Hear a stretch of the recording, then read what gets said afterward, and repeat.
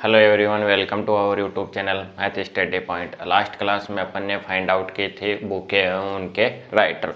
उसमें मैंने एक आपको कहा था कि एक छोटा सा टॉपिक और लेने वाले हैं अपन, जिसका नाम है कि किसने क्या कहा था। जैसे महात्मा गांधी ने कुछ नारा दिया था, सुभाष चंद्र बोस ने कुछ नारा दिया था, उन्होंने एक फिक्स पर्पज के लिए एक बात कही थी। तो आज की क्लास में अपन वही फाइंड आउट करेंगे तथा साथ ही अपन कुछ बेसिक इन्फॉर्मेशन मैं आपको और देने वाला हूँ। जैसे आपको बता दिया जाए कि आप जैसे जीके के अंदर है, इसकी कोई लिमिट नहीं है, तो आप क्या करो, अपनी बुक के अंदर कुछ थोड़ा थोड़ा उससे कैच करते रहो। जैसे करंट अफेयर से रिलेटेड चीज़ें आप पढ़ते रहो।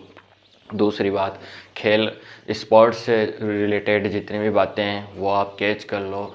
भारत में सबसे पहले जैसे ये आ गया क्वेश्चन कि अंतरिक्ष में कौन गया, ठीक है, सबसे पहले क्या हुआ, कौन सी महिला क्या बनी, कौन सा पुरुष क्या बना, ठीक है, इंडिया लेवल पे देख लो और नेशनल लेवल पे हो गया, फिर इंटरनेशनल लेवल पे देख लो।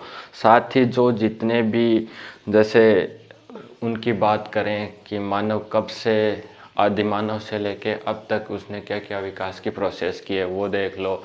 और जो विज्ञान एक तकनीक से रिलेटेड है वो आपको फाइंड आउट करना है, वहाँ से भी क्वेश्चन पुटअप किए जाएंगे। पुस्तक एवं उनके राइटर मैंने करवा दिया, कुछ सन मैंने आपसे पूछी थी और करवा भी दिए। साथ ही क्या करवा दिया, कुछ फुल फॉर्म में करवा दी। अब मैं आपको बताऊं कि साइंस हो गई अपनी, फिजिक्स हो गई थी, केमिस्ट्री हो गई थी, रीजनिंग हो गई थी, और मैथमेटिक्स के भी कुछ टॉपिक्स डाल रखे हैं, उनसे रिलेटेड ही क्वेश्चन आएंगे। तथा मैथमेटिक्स में भी आप कुछ टॉपिक जैसे SI CI हो गया, ठीक है, एवरेज हो गया, ट्रिगोमेट्री हो गई, और जो एडवांस मैथ है उसमें वॉल्यूम वाला पार्ट वो ज़रूर देख के जाना, एरिया और वॉल्यूम, वो भी आप अच्छे से एक बार फाइंड आउट कर लेना। अगर आप चैनल को पूरा खोलोगे तो उसमें हर एक टॉपिक जैसे रेक्टेंगल हो गया, ठीक है, स्क्वायर हो गया, सबके क्या है फॉर्मूले दे रखे हैं, उनके एरिया का, उनका डायंगल का, जितने भी होते हैं उनके जो भी वॉल्यूम होते हैं, जो भी फॉर्मूले होते हैं वो दे रखे हैं। और आपके एग्ज़ाम इतनी बड़ी एग्ज़ाम नहीं है, बस फॉर्मूला बेस्ड क्वेश्चंस आने वाले हैं। तो आज की क्लास में अपन क्या करेंगे, अभी जो मैं आपको पढ़ा रहा हूँ 2 टॉपिक आज करवाने जा रहा हूँ, बाकी का आप अच्छे से चैनल को खोल के देख लेना, उसमें आपको लगभग सारी चीज़ें मिल जाएंगी, ठीक है। रिसर्च कर लेना, उस पर थोड़ा सा अपना टाइम देना और उससे आ जाएगा। जैसे मैथ्स के अंदर अच्छे अच्छे वे से मैंने क्वेश्चंस करवा रखे हैं, ठीक है। साइंस हो गई थी अपनी, और अभी अपना जीके चल रहा है, बचा क्या, हिंदी और इंग्लिश। तो हिंदी का भी मैं आपको सिलेबस बता दूंगा नेक्स्ट 2 या 3 क्लासों के बाद में, उसमें इतना बड़ा रोल है नहीं, बहुत ही ईजी है। और जो रही इंग्लिश की बात, तो इंग्लिश में देखो उन्होंने ऐसा डाल रखा है ग्रामर। अब ग्रामर में तो पूरी इंग्लिश आ गई, वोकैब आ गए, एंटोनियम्स सिनोनियम्स, वन वर्ड, ठीक है, फिर एरर आ गए, ऐसे सेंटेंस एरर आ गए। तो ऐसे उसमें एंटोनियम्स सिनोनियम्स हो गए, वन वर्ड हो गए, वोकैब हो गए, वो तो आपको देखो डायरेक्टली याद करनी पड़ेगी, उसका तो कोई इश्यू है ही नहीं, वो तो आपको याद करना पड़ेगा।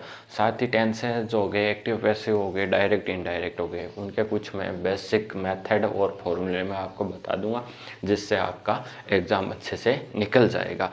तो उसकी आप चिंता ना करें। कल एक स्टूडेंट ने कहा भी था कि सर आप जल्दी से जल्दी जितना फास्ट हो सके उतना करवा दें। मुझे पता है आपकी एग्ज़ाम अप्रैल एंड में होने वाली है, देखो 20 अप्रैल से पहले तो नहीं होने वाली, लेकिन उसके नेक्स्ट जो वीक आएगा उसमें लगभग हो जाएगी।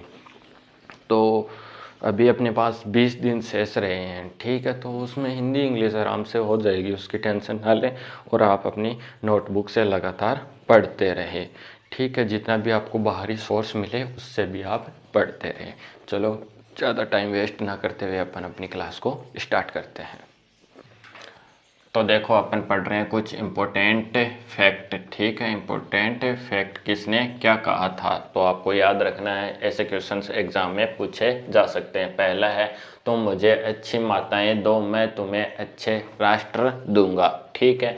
दूसरी बात, असंभव शब्द केवल मूर्खों के शब्दकोश में मिलता है। ये दोनों बातें किसने कही थी? ये नेपोलियन ने कही थी। किसने कही थी? नेपोलियन ने। नेपोलियन ने दो बातें कही थी। क्या कही थी?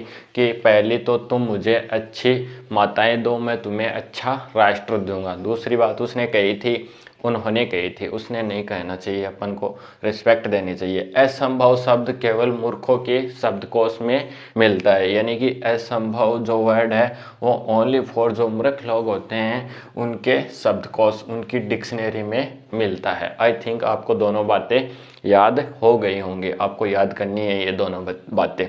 दूसरा है, दिल्ली चलो तुम मुझे खून दो, मैं तुझे आज़ादी दूंगा। ये दोनों नारे किसने लगाए थे? दोनों बातें किसने बोली थी?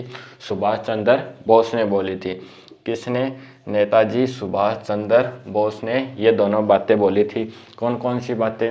दिल्ली चलो और तुम मुझे खून दो, मैं तुझे आज़ादी दूंगा। वहीं नेपोलियन ने कहा था कि तुम मुझे अच्छी माताएं दो, मैं तुम्हें एक अच्छा राष्ट्र प्रोवाइड करूंगा। फिर देखो थर्ड बात क्या है? आज़ादी मेरा जन्मसिद्ध अधिकार है, मैं इसे पाकर रहूँगा। आज़ादी मेरा जन्मसिद्ध अधिकार है, मैं इसे पाकर रहूँगा। ये बात किन्होंने कही थी? ये बात कही थी बाल गंगाधर तिलक ने। तो आई थिंक आपको मैंने तीन ठीक है, तीन बंदे हैं ये, इनके बारे में बताया है। इनके द्वारा बोले गए शब्द मैंने आपको बताए हैं, आपको समझ में आ गए होंगे। एक बार रिपीट करते हैं। तुम मुझे अच्छी माताएं दो, मैं तुम्हें अच्छा राष्ट्र दूंगा। किसने कहा? नेपोलियन ने कहा। असंभव शब्द केवल मूर्खों के शब्दकोश में मिलता है। किसने कहा? नेपोलियन ने कहा। दिल्ली चलो एंड, देखो एंड है, ठीक है, दो अलग अलग है ये। तुम मुझे खून दो, मैं तुम्हें आज़ादी दूंगा। किसने कहा? नेताजी सुभाष चंद्र बोस ने कहा। आगे चलो, आज़ादी मेरा जन्मसिद्ध अधिकार है, मैं इसे पाकर रहूँगा। किसने कहा? बाल गंगाधर तिलक ने कहा। अब लेते हैं इनसे कुछ नेक्स्ट वाले फैक्ट। अब देखो अपना नेक्स्ट वाक्य क्या है? नेक्स्ट, सारे जहां से अच्छा हिंदुस्तान हमारा। ये बात किसने कही थी? ये मोहम्मद इकबाल ने कही थी। किसने कही थी ये बात? मोहम्मद इकबाल ने। सारे जहां से अच्छा हिंदुस्तान हमारा, ये वर्ड सुनते ही हमारे फीलिंग ही अलग आती है हमारे को ना, उच्च, ठीक है।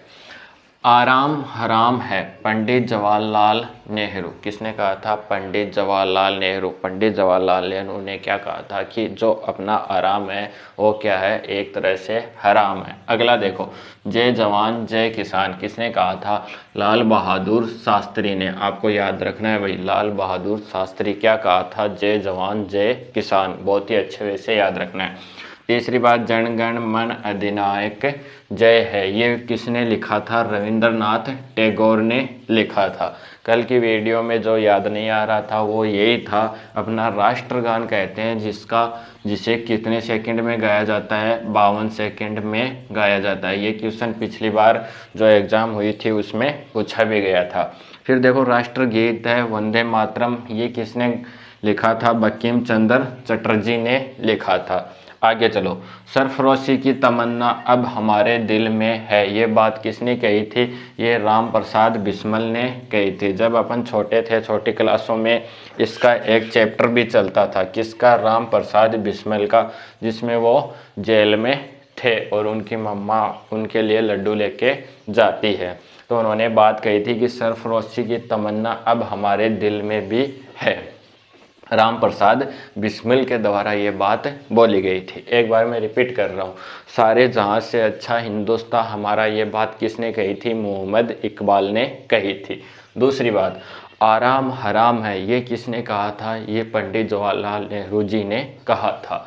जय जवान जय किसान, बहुत ही अच्छा नारा था, लाल बहादुर शास्त्री ने कहा था। जन गण मन अधिनायक रविंद्रनाथ टैगोर जी ने लिखा था और इसे कितने सेकंड में गाया जाता है? 52 सेकंड में गाया जाता है। वंदे मातरम अपना राष्ट्रगीत है। ये राष्ट्र क्या है? गान है। बंकिम चंद्र चटर्जी के द्वारा लिखा गया था। ठीक है, आगे चलो, सरफरोशी की तमन्ना अब हमारे दिल में है, राम प्रसाद बिस्मिल ने कहा था। अब ये तो हो गए अपने क्या कुछ फैक्ट थे। अब मैं एक फैक्ट आपसे पूछना चाहता हूँ। देखो क्या एक बात कही थी किसी बड़े महान व्यक्ति ने, क्या कहा था कि जो प्रजातंत्र है वो प्रजा के लिए और प्रजा द्वारा ही बनाया गया है। ये बात किसने कही है आपको बताना है। जो प्रजातंत्र होता है वो प्रजा के द्वारा प्रजा के लिए ही बनाया गया है, ऐसे कुछ करके है ना। वो किसने कहा था वो आप कमेंट बॉक्स में कमेंट करके बताओगे। नेक्स्ट क्लास में मिलते हैं, तब तक आपको बहुत सारा थैंक्स।